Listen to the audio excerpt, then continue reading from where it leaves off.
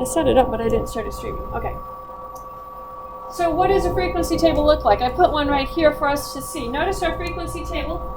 It's got some labels up here. We're going to discuss what these labels mean in a minute. Suffice it to say that these labels are what's describing our classes.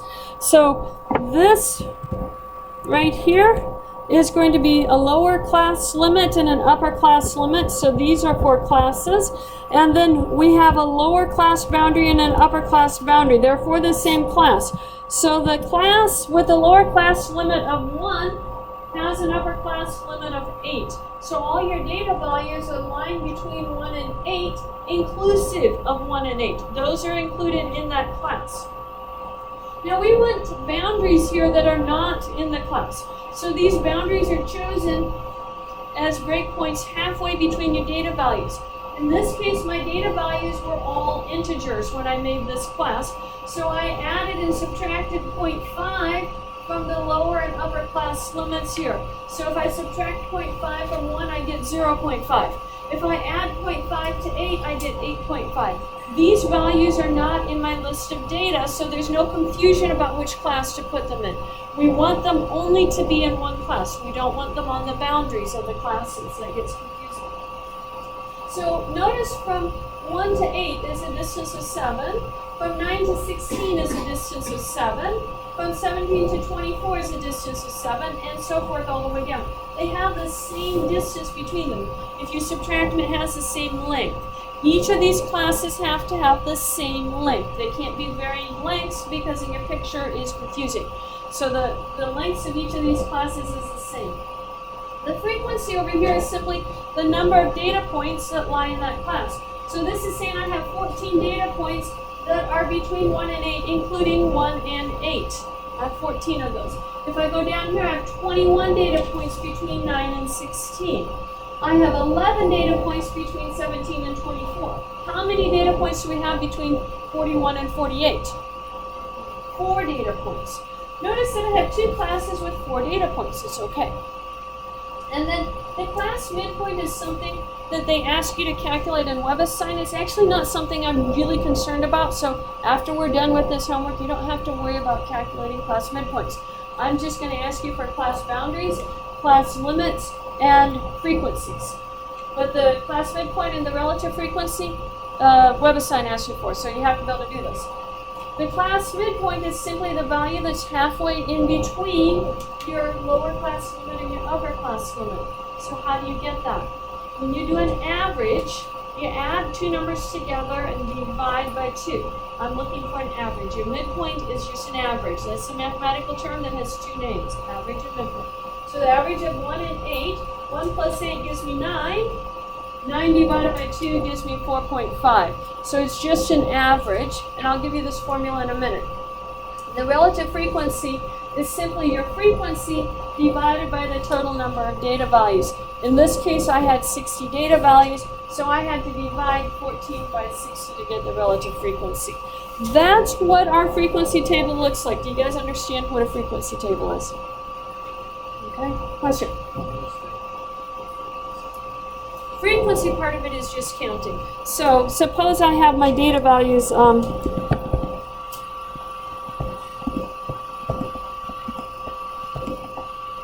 2, 3, 4, 5, 6, 7, 8, 9, 10, 11, 12, 13, and 14.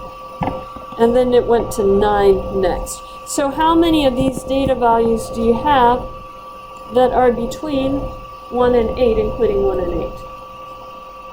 And you just count them. So we have 1, 2, well, let me get a... No, they come from a list of numbers. I'm going to show you how to construct it in a minute, and that'll probably clear that up. You just count in your data values. Yeah, that's all you're doing. Let me show you that in an example. I'm going to get to the example in a minute. I want to talk about my nomenclature, which is what you're going to be filling in on this sheet now. So the names, the meanings of these terms. The lower class limit is always the lowest data value in your list.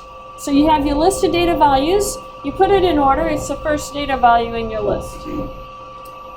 And it's the first data value that can fit in a class. The upper class limit is the highest data value that can fit in that class. The class width is the difference between the lower class limit of one class and, don't get fooled here, the lower class limit of the next class. So it's the difference of lower class limit to lower class limit. Most people think it's the difference lower class limit to the upper class limit. That's not class width. When mathematicians got together and defined this term, they went lower class limit to lower class limit. Keep that in your mind. This is where everybody makes a mistake on histograms, is they calculate the class width wrong. Lower class limit to lower class limit. That's what it is. And then the formula to find the class midpoint is lower class limit plus upper class limit divided by 2, and that gives you your class midpoint. We add 0.5 to the upper class to find the upper class boundary. Subtract 0.5 from the lower class limit to find the lower class boundaries. Okay? Add and subtract 0.5. The frequency of a class is defined to be the number of data values falling into that class. You're going to want one of these papers.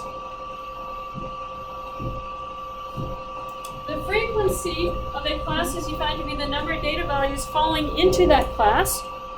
And the relative frequency of a class is defined to be the proportion of the data values that fall into that class. And we'll get to that in a minute.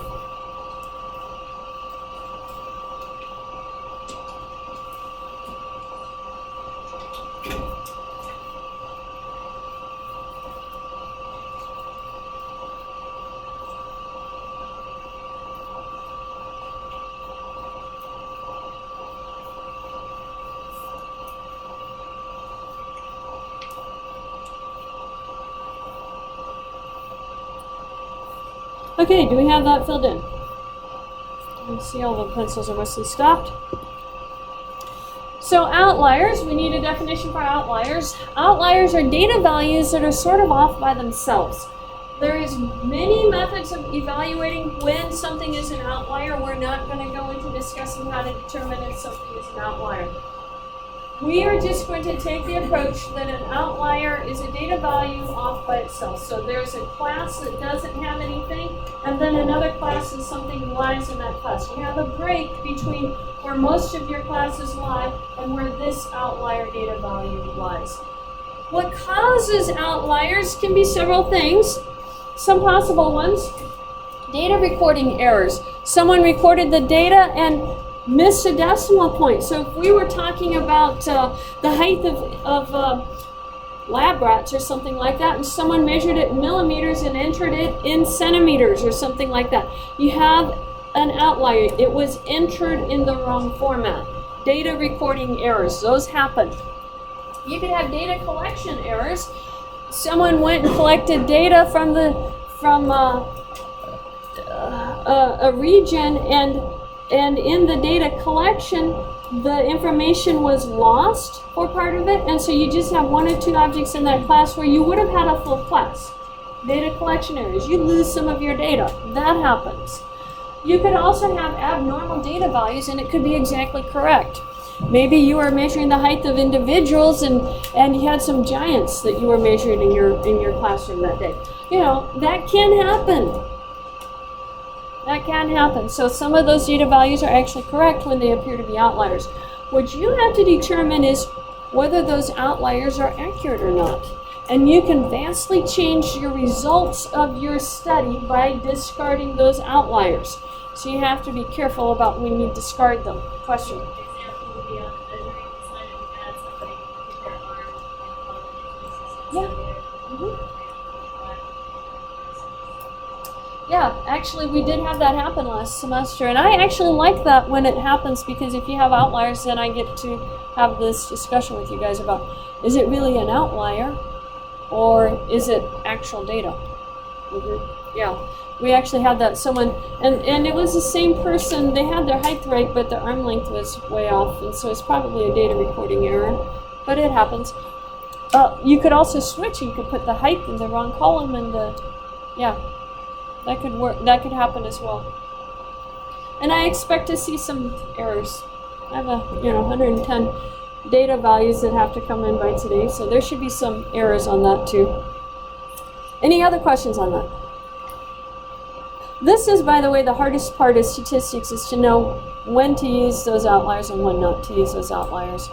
Recognizing whether it's an outlier or not is difficult, but I'm actually not going to be giving you much back guidance for that because there's so many different ways to do it. We're just not going to go down there. Okay, so what is a histogram? These are the shapes we're going to be looking at. This is just a basic histogram. Notice that the bases of all of this are the same width. And when I graphed this, I just had my computer put the numbers down here instead of doing 5, instead of breaking it, the 6 could be in this class or this class and trying to break it on 6.5 and 5.5 and stuff like that. I just had the whole number put there and made it cleaner.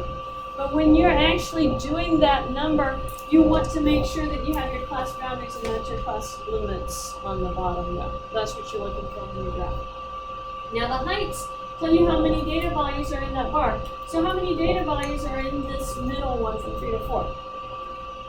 Looks like 8, right? How many data values are over here between 0 and 1? 1. You can see your data values, the picture of it right here, without looking at all of your data values. When you have thousands of data values, this becomes very beneficial. You can see the shape of your data. Now what's very important to us is the shape of this histogram. So this histogram right here is what we're going to call mound-shaped and symmetric. Oh, that's not going to work well. This one is mound-shaped and symmetric, and you can tell that because the highest bar is in the middle, and you have the same number of lower bars on each side. It looks kind of like a bell-shaped curve. If you think about putting a bell on a table and standing it up, it's got that bell-shaped curve to it. That's what we're looking for, mound-shaped and symmetric, approximately a bell-shaped curve. It doesn't have to be perfect. In other words, I could have had these bars over here slightly higher instead of just exactly matching on this side and that side. They could be off a little bit, but when it's approximately mound-shaped and symmetric, that is good news for us. That means that we can use the plethora of knowledge that we're going to be learning this semester. So, in regards to doing like the height, would that represent the middle would be like the average line? Have fewer people Short height. That's exactly what's happening on that. If those were heights, then you don't have very many people between 6 and 7 feet. Those aren't exactly heights because we don't have anyone between 0 and 1 foot. But yeah, that's exactly what you're thinking about there. And usually the tallest bars for our average is going to be. Doesn't always happen, but that's usually where it is. Any other questions on that? Okay. This one is, it doesn't have the tallest bar in the middle. Our tallest bar is actually the third bar right here. And it has a shorter bar and then another tall bar, and everything else is shorter than those two. This is what we call bimodal. That happens in between 2 tall bars. So you have 2 tall bars with a shorter bar in between them. That's bimodal. Bimodal is telling you that you have sort of a break in your data. You have a whole bunch in one area and a whole bunch in another area, and a break in the data. When I do grades, I typically see bimodal grades. I usually see a large number of A's and B's and a large number of D's and F's. Actually, not so much F's, but D's. And those grades happen because people just quit attending class or quit doing the participation stuff in class. And I'll see a decrease in the number of C's because typically what happens is the C students get up into the B category and actually do pretty good, and then you have some people that just for whatever reason, quit attending class and stuff. You can still pass with a D in this class.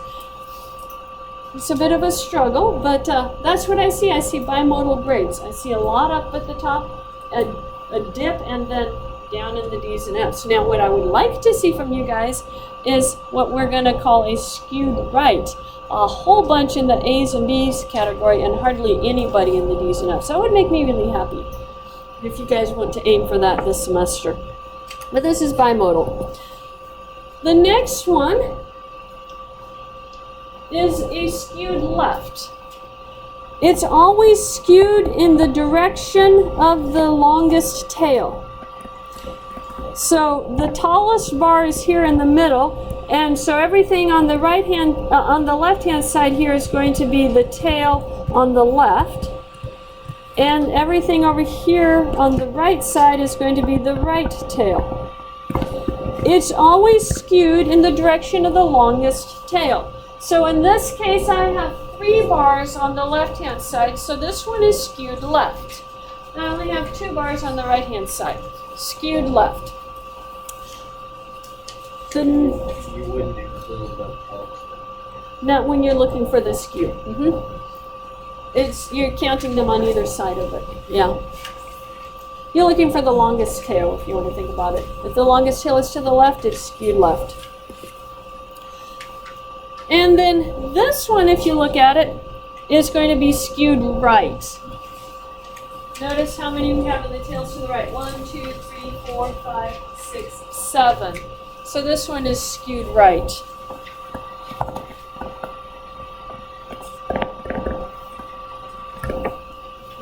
Skewed to the direction of the right, longest number of tails to the right, that's skewed right. That's what I want to see for you guys' grades. Lots of A's and B's, hardly anything else. That would make me really happy. Okay, there's one other type, and this is called uniform. Uniform means all the heights of the bars are the same height. There's the same number of data values in each class. Uniform distributions very rarely happen. Uniform distributions are very useful when they do happen. They're very easy to analyze, but they very rarely happen. Uniform distributions, bars stay the same all the way across the top. Now, there is a case when you have too many classes. This would be the case. You can't really tell what's going on with your distribution here. It's got too many classes. So, what we're going to be talking about next is the properties of histograms and how many classes you need. You need 5 to 15 bars. More than 15, it makes your bars too narrow and they're very hard to determine what your endpoints of your bars are. It looks very horrible when it's graphed. Fewer than 5 and your data is too coarse. You don't really know what's happening with your data. So you need between 5 and 15 bars typically when you have a full set of data. When we're actually going to be doing our histogram for our project, we are going to be doing 5 bars on it. Question? Yeah, letter N.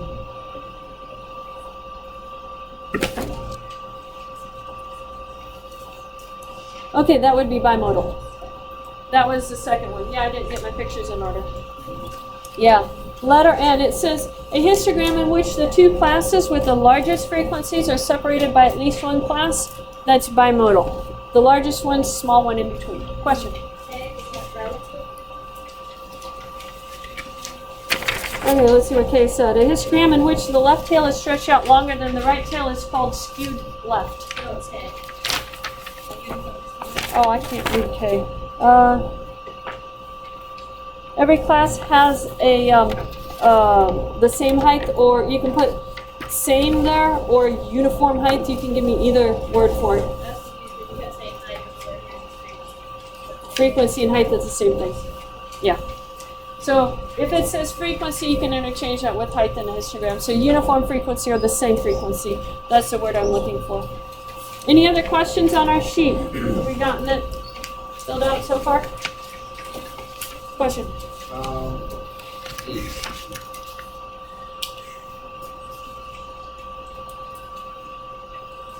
Relative frequency. Okay.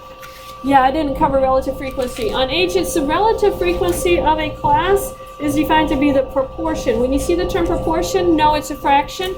So that would be the proportion of data values in that class. What's the difference between that?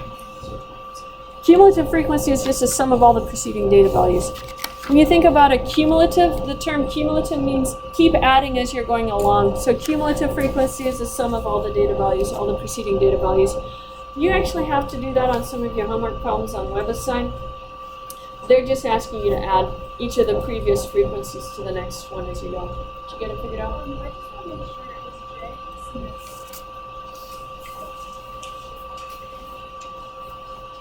Symmetric.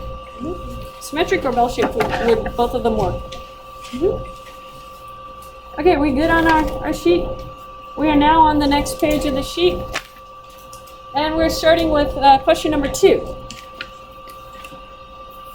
A histogram typically contains 5 to 15 bars. The bars of the histogram must touch. You guys are going to draw a histogram for me today in class. You have to make sure those bars touch. If they're not touching, it's going to be marked wrong. Now, Excel doesn't make those bars touch all the time. So if you go look at Excel, its histograms aren't always correct because you have to force it to make the bars touch. A histogram has the bars touching. A bar chart can have the bars spaced apart. They don't have to touch. But a histogram, the bars have to touch. If they're not touching, it's incorrect. The height of the bars represent the amount of data values in the interval spanned by the bar. Okay, this is the important part, the steps to make the histogram. I couldn't fit it all on one slide and have you guys be able to read it, but here are the steps we need, and they are also answering question number 5 on the sheet here. So let's go through. It says find the class width using the following formula. Here's our formula. Largest data value minus smallest data value divided by the desired number of classes. So biggest minus little, divide by the number of classes. The one we're going to make is going to have 5 classes, so we would divide by 5. Now, notice in bold on the next one, this is going to be answering your part B. Part B says you use a formula to find the class width and your answer was 2.01. So you had 2.01 for your answer. Now notice what the directions say. It says round up to the next whole number if your answer is a decimal. So what value should you use? Up. 3. You're going to use 3. Never round down for these, always round up. So you are going to use 3 to find that data value, to find your class width. Now, on question number C, it says you use a formula to find the class width and your answer was 3. What value should you use? So notice what it says right here in this line right here. Add 1 to your answer if it is an integer value. If it's a whole number, add 1 to it. So your answer on the formula was 3. What should you use? 4. You always have to add 1 if you have a whole number on it. If you don't do this, then your last class isn't going to get that last data value in it. This correction is going to give us that last data value that we're looking for. If you end up not being able to fit that last data value into a class, then you haven't rounded your class width right. That's what it's telling you. So you answered a part, where were we? I'm on the wrong side of the page. Your answer to part B was 3. Your answer to part C is 4. Okay, answer to part B is 3. Answer to part C is 4. Now it says, what value do we use for our first lower class limit? The first lower class limit is the smallest data value. So it's the first data value if you've ordered your list of data values. How do you get your next lower class limit? You're going to add your class width to get the next lower class limit. So lower class limit plus class width. I'm going to do lower class limit LCL plus class width equals next lower class limit. You have to add your class width each time, and you're going vertically down, getting all your lower class limits, and then you'll go and get all your upper class limits. When you think go down the page, always go down, don't go horizontal across the page, you'll get it right.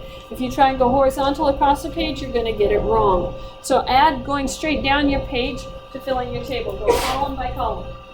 And we're going to continue adding the class width until the lower class limit is larger than any data value. Then we stop here. And yes, I did put a blank for stop here. So that's the word that goes there. To find the upper class limits, we're going to, for the first upper class limit, we're going to subtract 1. Oh, that doesn't work well. We're going to subtract 1 from the second lower class limit, and that becomes our upper class limit. And then you can continue going down, subtracting 1, or you can add your class width, whichever way you want to get the rest of that column. Our class boundaries, we talked about that. Subtract 0.5 from the lower class limit, add 0.5 to the upper class limit. Make sure there wasn't anything else on that page. There isn't. And then the last, count the number of data values lying in each class. That's your frequency. And the midpoints formula is upper class limit plus lower class limit divided by 2. The bars have to touch. Okay, did we get this page completed? Question? Up a little bit. That good or higher? A little more.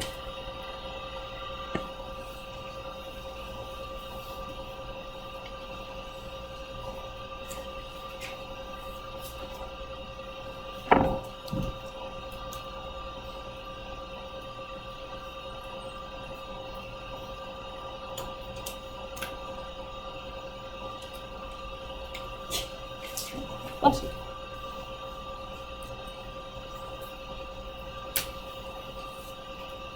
Okay, did we get that?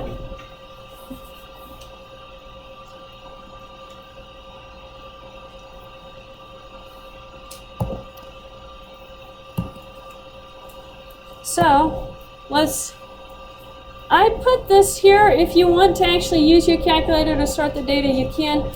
I highly recommend Excel. It's easier to type the data into Excel. It's easier to sort it in Excel. If you have your computer, you have a version of Excel on it, you should be able to just sort the data in Excel. It's so much easier than the TI-83 calculator. But if you want to use a calculator to do that, you can do so. The steps are right here. Let's go to the example. Certain kinds of tumors tend to recur. Now, while I'm doing my example here, you should do your example on the sheet so that we work them out at the same time.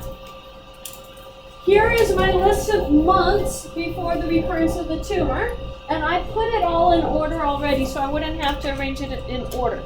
Your guys' data value on your sheet is also in order, so we can do this together. I'm going to use 5 classes, so the first thing I actually have to do is calculate my class width. Remember, look on our sheet, what was our formula for our class width? Largest minus smallest. What's my largest data value? 59. I keep forgetting when I have the ink on or the marker on. 59 minus, what's my smallest? 1. And how many classes am I using? 5. So, let's see if I brought my calculator today. I did. I tell people I'm a mathematician, but I'm not an arithmetician. I do not do well with arithmetic in my head. So 59 minus 1 is going to be 58, and let's divide that by 5. I get 11.6. Now, what are we supposed to use for our class width? 12. Round that up to the next whole number. So there's our class width of 12. Now, I have to make a frequency table, and the frequency table needs the class limits, the class boundaries, midpoints, frequencies, relative frequencies, and cumulative frequencies. So let me actually add a page down here, and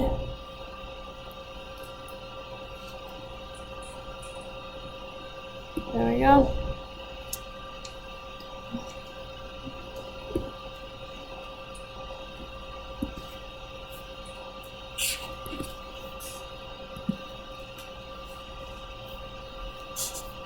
And now we'll be able to draw my frequency table. So we have to have our class limits first. I'm going to put lower class limit, upper class limit, lower class boundary, upper class boundary, frequency, and then relative frequency,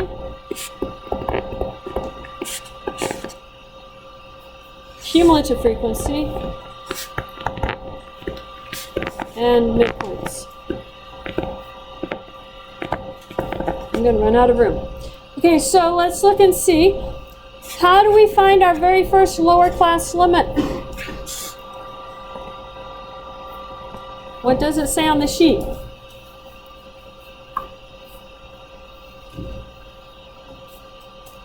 We wrote this down already. I know you guys did. Between 1 and 12, including 1 and 12.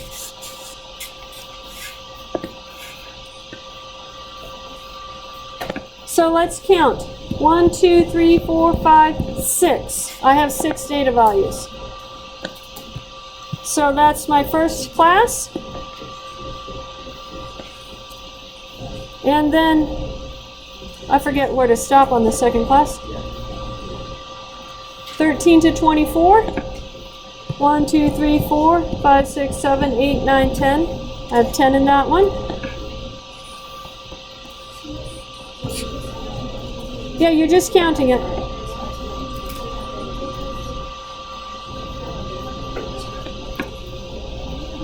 Oh, this is jumping around on me.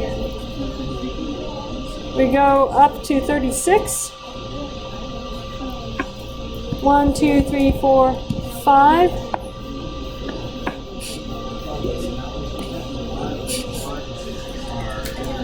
Up to 48.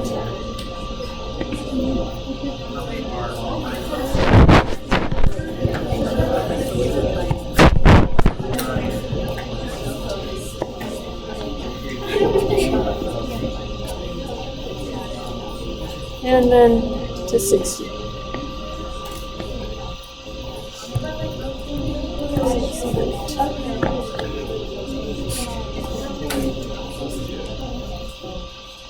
Okay, you just counted your data values to put in your frequency. And then to get your relative frequency, you divide your frequency by the total number of data values. Question?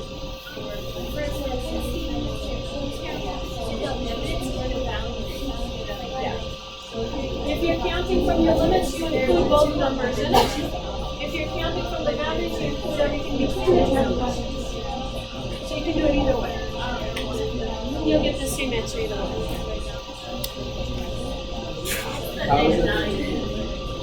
That's the list of data that you have on the top of your sheet for that question.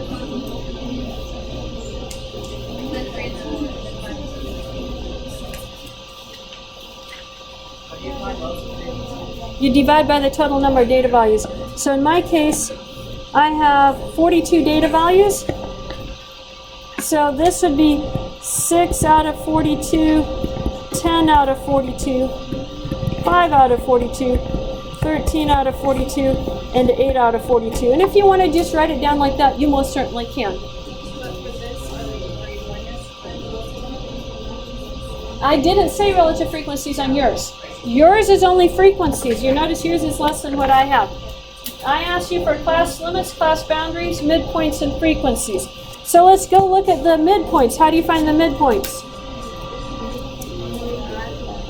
Upper, yeah. So this would be 1 plus 12 divided by 2, which would be 13 over 2.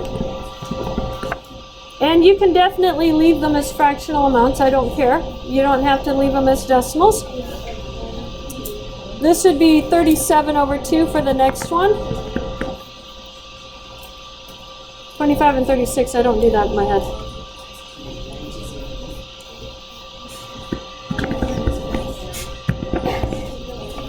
And I'm going to let you write yours down instead of trying to do mine and distract you guys. You can have decimals too, yeah, or fractions, I don't care. Question? how to draw the histogram? That's exactly what I'm doing next. So let's draw our histogram. We have all the information. Your class boundaries go on the bottom here. So I'm going to start at 0.5. And then the next one we're going to have is 12.5. And I'm just going straight down the lower class boundaries. 24.5, 36.5, 49.5, and then the very last one right here, the 60.5.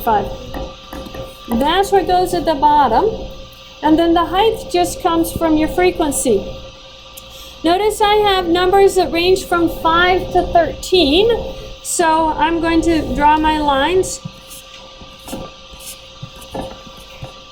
And I'm going to go up by 2. You can choose your scale, whatever you want. Our height is 6 for the first one, so I draw a bar from both of the ends and I label it 6. The height of the next one is 10, so I draw my bar between those with a height of 10. The next one was a height of 5, and then a height of 13 for mine. Yours is a little bit different, and then a height of 8.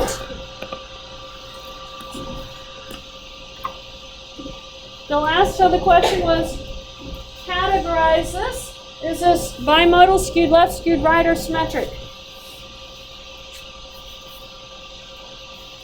Mine is bimodal. I don't remember what yours is. Questions? Yeah.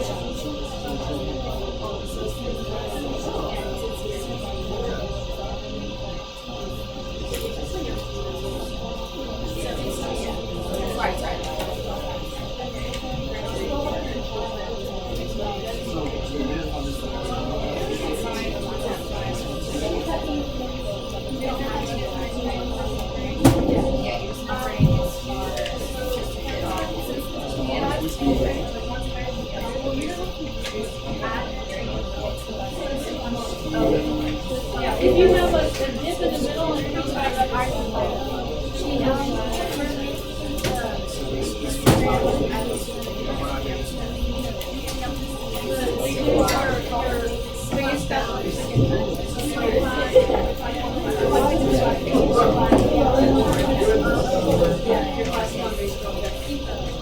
if you haven't done, you can put your paper on the table up here. Make sure your name's on it.